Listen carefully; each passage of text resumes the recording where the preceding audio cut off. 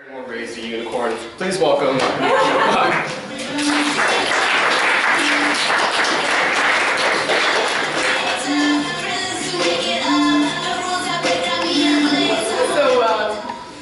So if you were here for the last time I read, you may remember that I read about a middle schooler with feelings, but I'm branching out tonight. This is a female middle schooler with feelings.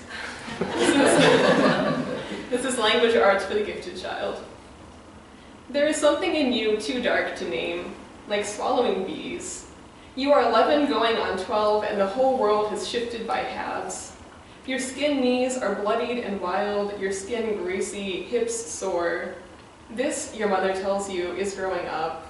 The whole world has been in on the ruse. Your entire childhood you thought maybe you would never change. Right now a sibling would come in handy, a brother even. Someone older, a survivor to interrogate, a precedent setter. I'll tell you when you're older is beginning to sound like a threat. God save 11-year-old girls. You are too old to wrestle your best friend anymore now that he can throw you, too old also to plead for a new Barbie house, too young to know what else to ask for. You set your stuffed animals aside. Teenagers sleep alone. Then you pile them back on the bedspread in the middle of the night thinking, this is too lonely. The girl who sits in front of you in class has cut off her hair. This happens at a sleepover you weren't invited to. The story is that Cassie did it herself after the pizza in the first movie and everyone crowded into the bathroom to watch. You can't blame them. When you see Cassie's bare neck on Monday, your heart beats double time. Matthew Burney walks down your row during language arts when everyone is supposed to be reading silently from the textbook, and he leans in over Cassie's shoulder and whispers "dyke" so loudly that everyone but the teacher can hear it. That night you consider asking your mother what a dyke is. You were sitting at the kitchen island watching her cut sweet potatoes into strips, and the air is comfortable and buzzy with possibility. Your mother would probably know, but it's a bad word, you've guessed that much, so instead you excuse yourself and slip out to the hallway where your parents keep the dictionary. Here's what the dictionary tells you. An embankment constructed to prevent flooding, keep out the sea, etc. You wonder how Cassie could ever do that. Your best friend is a boy named Lex. You've known each other since always, and every Halloween you coordinate your costumes. This year you're Han Solo and Princess Leia. Last year you were Thing 1 and Thing 2. Everyone comes to school dressed up for costume day.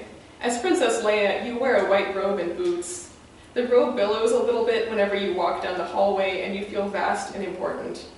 This lasts until 6th period history, when you encounter another Leia and see her costume, which is hand-sewn and doesn't look cheap at all. Her hair is long enough to do the buns for real. You had to wear a wig. Your scalp sweats underneath it. I like your boots, you say, aiming desperately to please. Thanks, she says, and turns away. Everyone is watching. Lex pushes you into a pile of leaves on the way home, and you hit him in the shoulder as hard as you can, but he doesn't even flinch. Your knuckles are sore for days. Someone needs to teach you how to throw a punch. Cassie comes to school with pink hair on the day that choir parts are handed out. When your father picks you up from practice afterwards, he drives past her and says, "Where are that girl's parents?" The Christmas concert is just over a month away. The 6th grade choir always performs for the whole school, which is only 2 grades, but still. Parents are welcome. Parents take this very seriously. In your backpack you have printouts of Up on the Housetop, Silver Bells, and Jingle Bell Rock. The PTA is mad that there aren't any songs about Jesus. Your dad is part of the PTA, so he's mad too, and he tells you about it on the drive home. Up on the Housetop, he says, isn't even good music. The gossip at school is that Cassie dyed her hair with Kool-Aid and conditioner. Her best friend Becky helped. Becky's limp blonde hair has a blue streak in it now, so this is probably true. Then again, the gossip at school is that you and Lex are a couple, so who knows? You have matching costumes, a girl in gym class points out later that week. It's the basketball unit, and you're practicing chest passes in groups of 4. Oh, you so have a thing for him, one of the other girls says. This makes you laugh, but you catch yourself. They want you to say yes. You don't know what they do with no. No comment, you say, and pass her a little harder than is strictly necessary. For the record, you don't like up on the housetop either, but you would never tell your father that now. Right before Thanksgiving, the other Leia switches into your choir section. She has a good voice and takes private lessons. You hate her. By this point, Cassie's hair has grown out a little and the dye is washed out. The curl is starting to come back in. She is in choir too, a soloist like Princess Leia. Next to those long braids, Cassie looks sort of like a boy. The latest gossip is that Matthew Burney is going out with Leia, whose name is actually Amy. They sit together at lunch and hold hands. In language arts, everyone has to write a poem for a writing contest, and Matthew does his about Amy.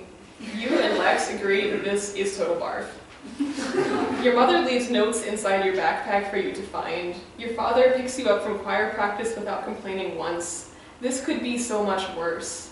Even when you decide to steal your mother's razor to shave your legs one afternoon and end up stripping a whole ugly streak down your calf, even when she finds you in the bathroom putting on the 7th of 10 Band-Aids, even then, remember, it could be so much worse.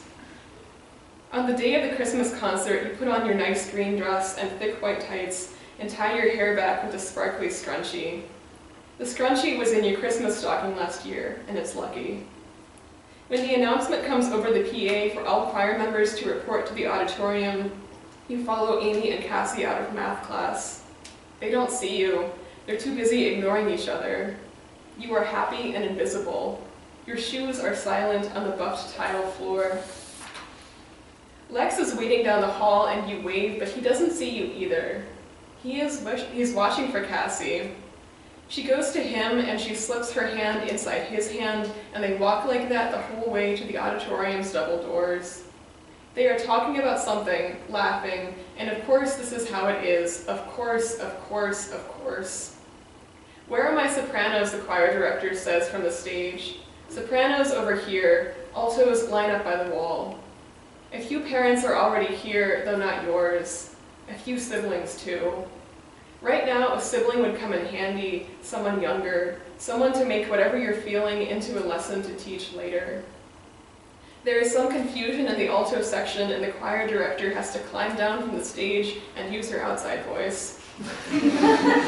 You take the moment to sneak a look at Cassie, 3 down from you on the right and 1 row ahead.